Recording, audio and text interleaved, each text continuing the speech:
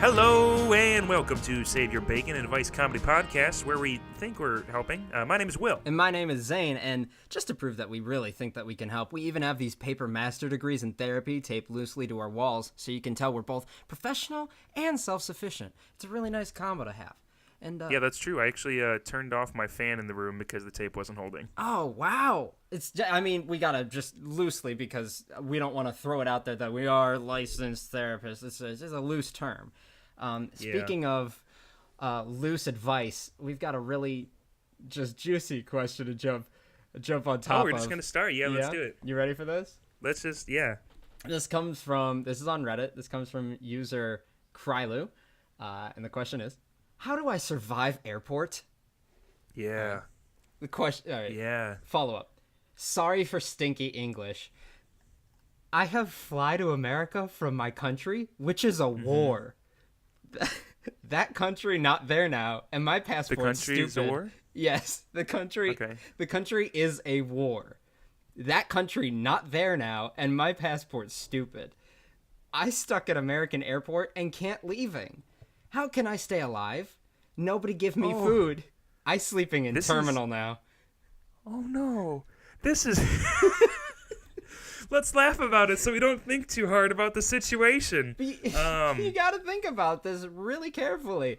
They said they got to the airport. They're like, I'm going to fly back to my country. They got an update saying, sorry, your country is a war. And now, how survive the airport? Now your country isn't even there. That's because it's war. It's not there now. My now. country has been turned to war. Also, my passport's stupid. Also, my country has now decided to become war. Also, my passport's not having it today. Now I'm at airport. How do I stay alive? Nobody give me food, and I want to know what that means. Because he just man, I'm stuck here. Anybody got food? Nah, man, sorry. Or is he trying to pay for food and nobody's having it today? They're like, today is just not a day. If I was in the airport, I think just knowing that it is like this large hub of people in general, the larger place you have with more people, the less trusting people are of others. So, that sucks. Zane, you've spent a lot more time in airports than I've had. Sure. Yeah. What are your go-to things that you think you know better than everyone else for airports? Because I know better than everyone else. Don't have your cocaine on your carry-on because the dogs will smell it. That's a big one. That's my go-to every time. Because the guard dogs, also don't pet the guard dogs. Don't pet them? I've learned that one. Did you actually try that one? Was that one real? I've learned because the other one wasn't. Let's disclaim. All right, sure it was. Sure, the cocaine wasn't. Yes. Tell me about the guard dog. Oh, I got slapped by an aggressive little black man who was like, "Hey, that's not the way to do it." This is when I was younger. This is not like last year. I promise. It's like when I was younger and I saw, a puppy, I was gonna pet it, and then that's why I was more afraid of the dog that I owned at the time, is because I was like, I'm not allowed to touch dogs. I get slapped when I do. Really? Yeah, I was gonna say I was a very gullible child, but I'm still a very gullible person, where I learned by something happening. Yeah, when I was a kid, I actually got told by one of my neighbors who had a dog that if you stare into a dog's eyes, that's a form of aggression. Oh my God. And so I spent most of my child and teenage years just avoiding the gaze of dogs so that they wouldn't attack me, because I actually thought that looking at them is just like challenging them to a duel or something.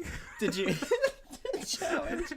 Yes, dog, look at me. I'm staring directly into your soul. I challenge you at the highest of noon. Bring your best jousting stick. And the dog will But the thing is, what did I have to do in order to make that neighbor be pissed off at me enough to tell me that I can't look at their dog? What if you did? That's what they were doing. What must I have done for my neighbor to be like, no, you got to stop looking at it in the eyes?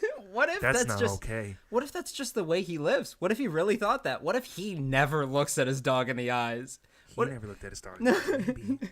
I was going to ask, did you ever go through a dog park when you were a kid? Did I ever?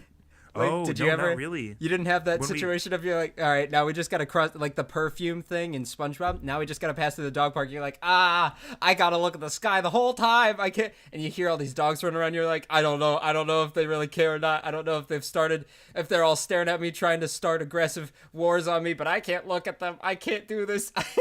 It was more like if I looked at them, that was fine. But if they then returned the gaze, I had to look away. But I did get a dog when I was like 10, which was a couple years after that initial thing happened. And I thought for months when we had this, 1 pound puppy that I could not look at it or else I would unleash its feral rage. Yeah, I don't know. But that's all I have. Anyways, how live at airport? How live at airport? Well, all I know is my parents have raised me so that we always get to the airport 2 hours early, which is 2 hours. I think that's pretty average, actually. It's pretty average, but it's also a little sucky because every time you get there 2 hours early, you're at your gate in like 10 minutes, and now you've got an hour and 50 minutes of just airport time, which is either, there are a lot of plugs to charge my phone in, which will be my only amount of entertainment on this flight.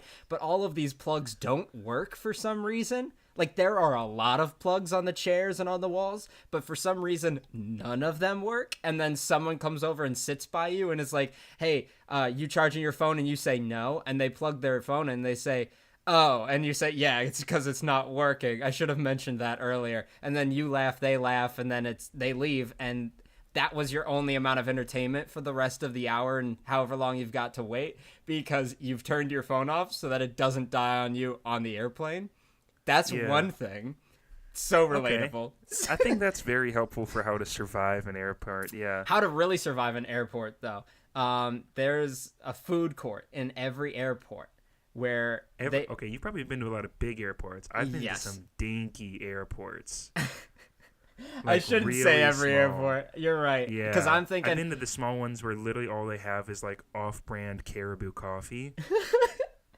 And like you might get a bagel. All right. Well, if we're looking at this for the user's purpose, if he's flying to a country that's both a war and doesn't exist anymore, which I love how those two can somehow work together, that must be an international flight, right? So they got to be at somewhere like It's a big airport. You're right. It's got to be a bigger airport. So in this context, tips for living in the airport. Tips for living in big airport. Obviously, you say you can sleep in the terminal. That's great. Yes, claim your space. Claim your space. Territory spread is out your important. clothes. Yes. Take out all your clothes and strew them about the chairs. Mark your territory that way, not another way. Don't be gross. Yeah, but it's super important. But if you do that, people will feel much less comfortable lying on them, and it is going to get busy, and you're not going to want to sit up. You're going to want to lie down. This is your home now.